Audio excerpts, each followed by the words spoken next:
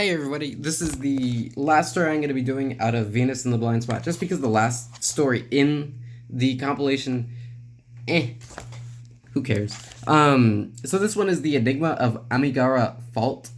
I didn't know that was the name. I actually never knew the name of the story. I just knew that everybody was like, oh, you know that Junji story where there are the things in the wall and people go into them and nobody knows what happens to them? Yeah, a lot of Junji material fell flat for me because people overhyped it. Upon learning that most of Junji stories are short stories, so 50, 60 pages long, it really killed the hype because I'm thinking that it's this big, long story that explores and has all these avenues and ways that it can be expanded upon until it gives you this nice big ending. No, it's just a basic story that you can get out of any pulp magazine.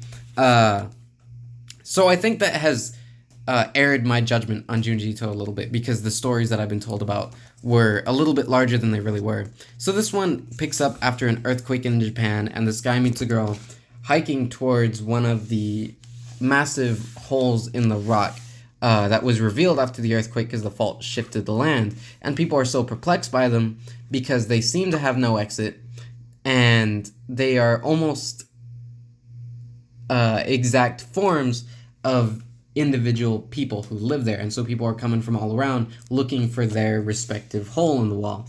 The other perplexing part is this has been underground for, as they put it, millions or since ancient times, so how were people able to make those holes? A really big spectacle, a pretty cool setup, and as you'll see, a very odd story. So this guy brings up the point that, hey, look, this is my hole. And I really like the way that Junji illustrated the depth here with the cross-hatching and the shape of it, because on the surface, most of these things are pretty easy to illustrate, and to an extent they are, but to get that depth, it's always very nice to look at. To look at these 3D shapes on the 2D paper, so I really enjoyed that aspect of it. And on the next page over, we get the first scene in the story that makes me laugh. This guy strips down to his underwear, and he just steps in there. And there he goes into the hole. Now, like I said, I love these shots, but you can't tell me that's not pretty funny that a guy just strips in front of you, gets into the hole, and by some magical force is pulled in. Because he's not walking in. I mean, he's not moving his legs. He fits perfectly in there. And he just keeps going in. So that's kind of the premise of the story, is after this guy goes in, they get a rescue party. Everybody's perplexed by the holes. And for whatever reason, they decide to camp out at the fault. So next page over, we get our main character having a dream of the guy who went into the hole. And it's a very, very uncomfortable situation where he's visibly uncomfortable. He can't move. He's stuck, as you can see. He says the hole must have been deformed because I can't move. And he's stuck in this hole, shouting for help, all alone in the pitch black darkness. And you get the claustrophobia of the entire thing. Now, claustrophobia, I can totally get behind that. I mean, if you just imagine yourself being perfectly surrounded on all sides of your body, that would be pretty darn uncomfortable, not being able to move in that situation. And we find that the next morning, the girl that the protagonist met found her hole, and he's like, it kind of looks like you, and she says it's completely identical. And she starts to freak out about it because, you know, she'll be trapped in it forever. That's a pretty scary thing in general. And we find that other people in the town, they just start going. They're going. For why?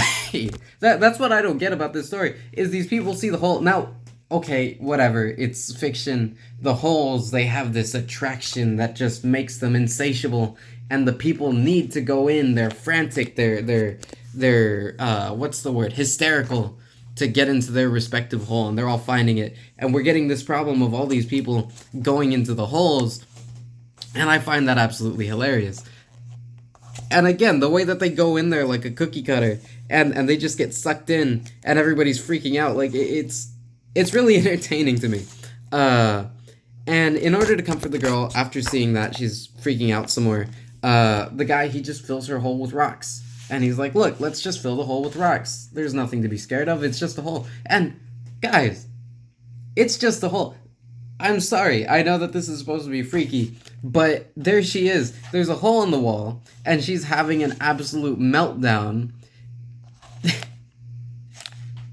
You can't tell me this isn't pretty funny. And so the guy's like, here, let me fill the hole up with rocks, and he does. It's like, look, the hole can't get you.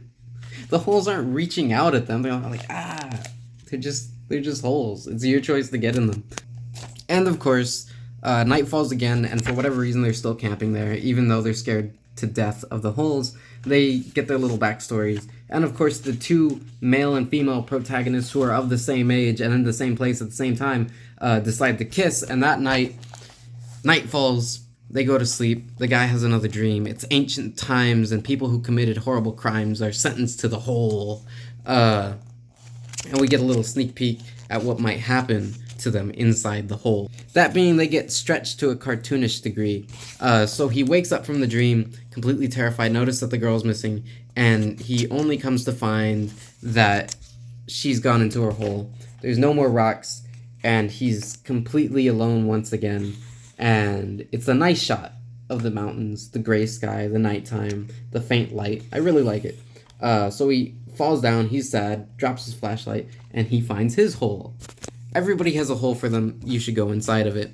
So gazing into the abyss in his tired, exhausted state, he's sad. He decides to plop himself inside. Months pass, and they find the other side of the mountain with the holes in it, and they find these funny little spaghetti monsters. And we get the final reveal on the last page of them looking into it, and we get this thing. Look at it. My question is now, what's he gonna be like when he comes out? Are they gonna be like, you guys ever see, what's that show? Smiling Friends? Whenever Zach goes to hell, and there's that monster that just flails his arms in his face, making those funny noises. That's kind of what this reminds me of. So they get stretched into oblivion, and it's obviously some form of torture, but do they come out and terrorize people on the other end, or do they just come out as corpses? Because I think the implication is, because you look at the eyes and they're glowing. But it is pretty creepy seeing this, considering your excavator's going inside of the thing and seeing this weird corpse creature inside of it. But I don't know, it was a pretty funny story all around. The way that he tried to insert the character, like, oh, I've always been alone and yada yada yada. What, like, who cares? It kept me entertained though. I was definitely interested to see what would happen. And once he showed the setup of the person being stretched, I'm like, okay, so they're gonna be in there forever, or are they gonna come out a deformed spaghetti creature? So hopefully I didn't show too many pages. I think I showed a lot of pages in this review, and I don't know how this whole thing works, but hopefully I'm good on that aspect. But I'm not gonna be reviewing the next two stories, because I think it's 2 stories that are left, because they're just, I don't know, they didn't strike me as interesting. There's a dead baby. It begins with this guy who's doing work under the house, and he just gets stuck there for some reason and somehow, and he's like, no, if you move me, the house might fall over, so keep me there. He's just dead there. It's not that deep, man. Like, they could have moved that. There were so many things they could have done that they didn't. And how did he get under there? Like, did he... I don't know. As you can see, I have no interest in the last story. But yeah, that was Venus in the Blind Spot. You guys read it with me, basically. I enjoyed it, but I'm glad I didn't spend my money on it.